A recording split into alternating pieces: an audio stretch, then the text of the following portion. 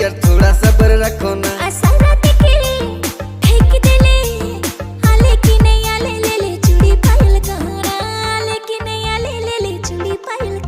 हर तोर प्यार में डूबल डूबल रहो ना, सुबह शाम तो के याद करो ना। एरे सोना मन मोर काहे ना, झटे लाइन देबो तो के चूड़ी कंगना।